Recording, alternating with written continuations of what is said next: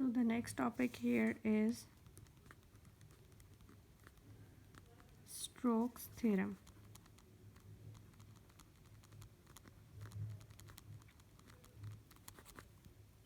So what does a Stokes theorem say? Statement is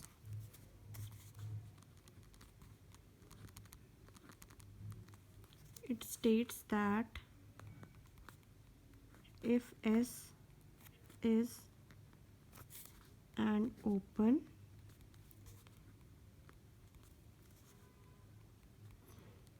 two-sided surface bounded by a simple closed curve C, then if A has continuous first partial derivatives,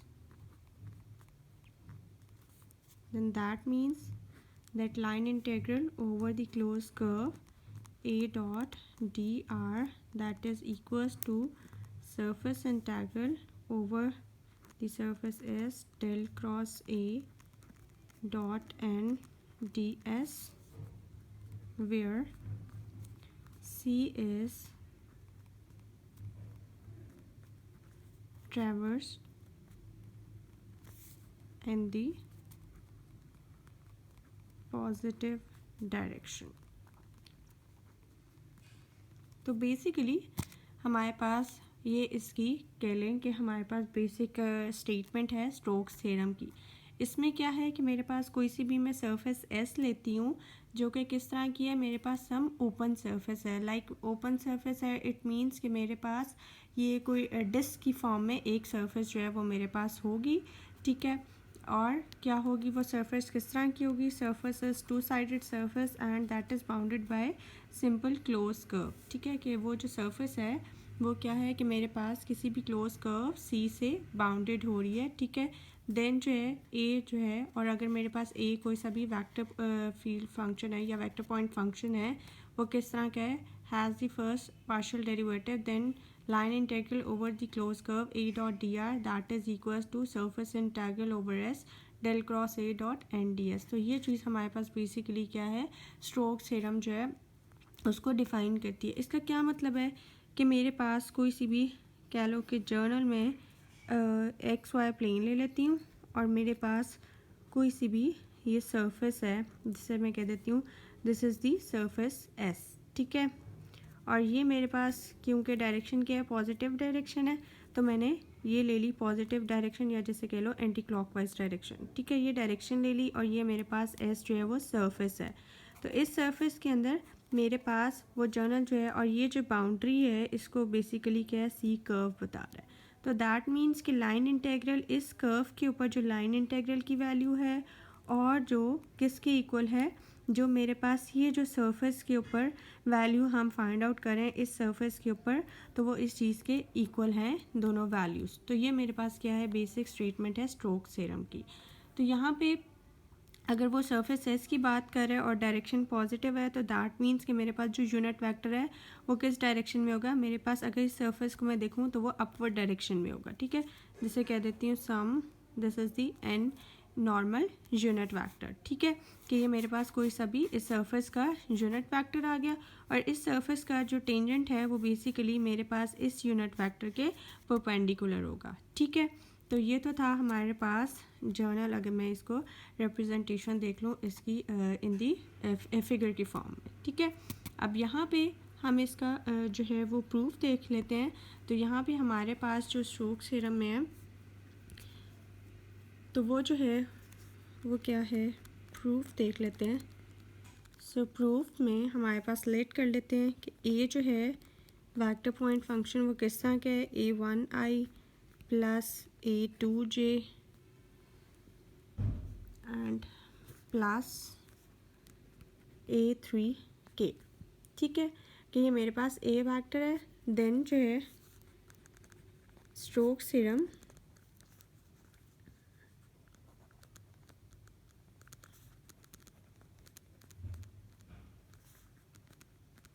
can be written as, ठीक है, Stokes theorem को मैं किस तरह से लिख सकती हूँ, that surface integral del cross A1i plus A2j plus A3k into, I can say that, into n ds, and that result is equals to line integral over the closed curve A1 dx plus A2 dy plus A3 d, sorry this is A3, ठीक है, A3 dz। मतलब अगर मैं late कर रही हूँ ए vector को इसके इक्वल, तो मेरे पास स्टोक्स थ्योरम को मैं इस फॉर्म में लिख सकती हूँ। अब मैंने इस चीज़ को प्रूव करना है, ठीक है, कि फ्रॉम ए सरफेस एस कि हमारे पास अब यहाँ पे थ्योरम को प्रूव करने के लिए हमने ये जो सरफेस एस ली थी, तो ये सरफेस किस तरह की है कि इसका प्रोजेक्शन जो है वो मेरे पास एक्स वाई प्लेन में भी है, मेरे पास वाई जी प्लेन में भी है, और मेरे पास एक्स जी प्लेन में भी इस सरफेस का कैलो प्रोजेक्शन जो है वो मेरे पास है, ठीक है। और ये किस तरह का है कि the planes are region that are simply I can say the close curve, ठीक है। और यहाँ पे एस जो है वो कह रहे हैं कि हमारे पास अज्यूम मैं कर लेती हूँ एस किस तरह की है, टू हैव द रिप्रेजेंटेशन, कि इसको मैं इस फॉर्म में लिख सकती हूँ कि सरफेस किस तरह का, that is a function of, कि इसको मैं इस फॉर्म में लिख सकती हूँ जी एफ ऑफ एक्स वाई, के एक्स वाई का फंक्शन है, और या एक्स जो है वो किस तरह का है मेरे पास हम वाई जेड का फंक्शन है, या वाई जो है वो मेरे पास किस तरह का है, मेरे पास जी एक्स का फंक्शन है। और ये जो एफ जी और एच हैं ये मेरे पास क्या हैं, तमाम फंक्शंस जो हैं वो मेरे पास सम कंटिन्यूस भी हैं और मेरे पास क्या हैं, डिफरेंशिएबल फंक्शंस भी हैं। तो सबसे पहले मैं क्या चीज़ कंसिडर कर लेती हूँ कि यहाँ पे मैंने बात की थी कि एक्स वाई जी एक्सेस जो है वो ले लिया। अगर फॉर एग्जांपल मैं इसे कहता हूँ this is the x y z axes, और ये सरफेस मैंने एस ले ली, और ये एंड जो है वो मेरे पास क्या है, normal to this surface s, ठीक है। अब यहाँ पे एक जर्नल मैं इसका प्रोजेक्शन ले लेती हूँ, like in the x y plane में।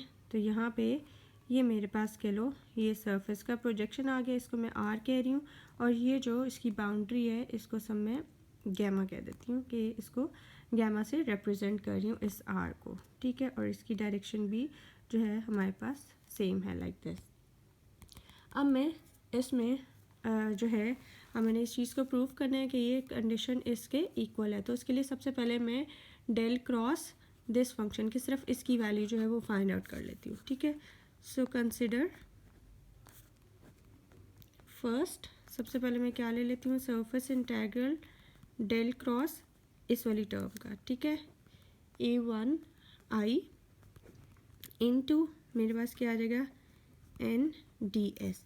एन मीन नॉर्मल वेक्टर है, ये जो मेरे पास पूरी सरफेस एस सरफेस के ऊपर नॉर्मल यूनिट वेक्टर का इसके साथ प्रोडक्ट जो है वो ले रही, ठीक है।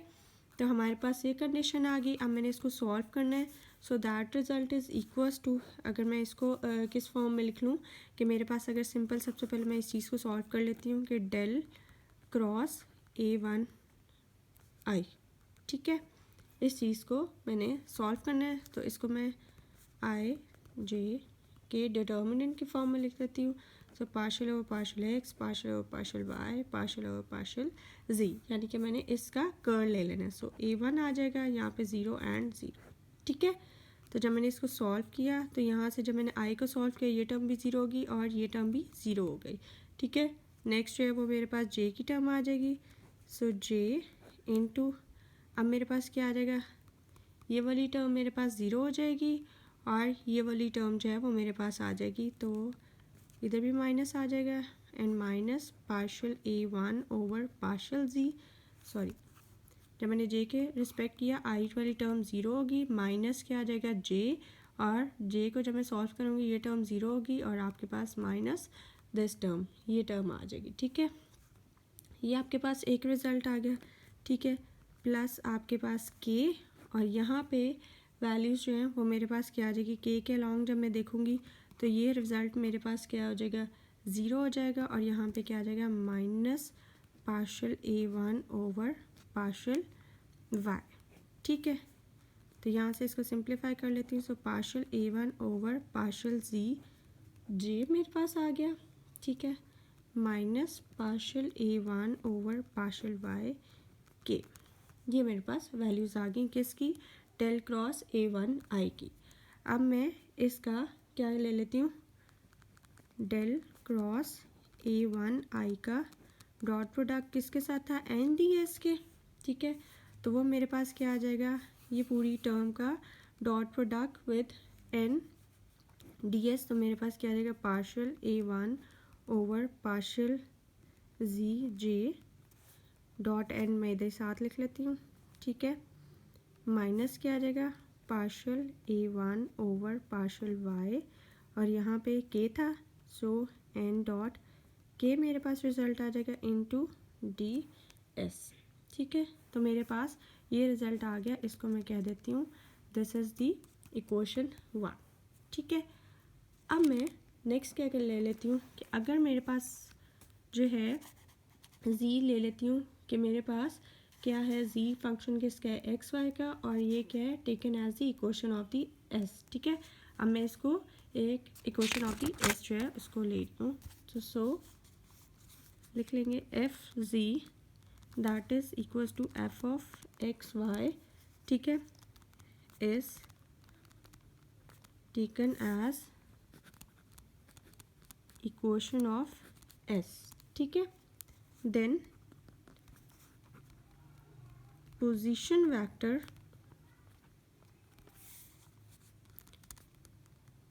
to any point of s is, अगर मेरे पास z जो है वो किस तरह का एफ ऑफ एक्स वाई है। ठीक है, इसको मैं इक्वेशन ऑफ दी s ले रही हूँ, तो मेरे पास उस सरफेस के ऊपर पोजीशन वेक्टर वो क्या हो जाएगी उसकी value, so r that is equals to x i. मेरे पास जर्नल पोजीशन वेक्टर की वैल्यू क्या है, लाइक दिस। और अब यहाँ पे z जो है वो बेसिकली मेरे पास क्या है, is a function of x and y। ठीक है, मेरे पास ये रिज़ल्ट आ गया। सो अब मैंने क्या ले लेना है, इसका partial derivative with respect to y। Basically ये मेरे पास टेंजेंट है सरफेस का, तो वो क्या आ जाएगा, यहाँ से j प्लस, अब मैं जब इसको सॉल्व करूँगी तो partial z over partial y into के, या जिसे मैं किस तरह लिख सकती हूँ, plus partial f over partial y के z जो है वो बेसिकली क्या है, एक्स वाई का फंक्शन है, इस वजह से मैं इसको एज इट इज़ लिख सकती हूँ, या मैं इस टर्म को एज इट इज़ भी लिख सकती हूँ। ठीक है, तो यहाँ पे नेक्स्ट क्या आ जाएगा, but partial r over partial y is a vector tangent to s। ठीक है, and thus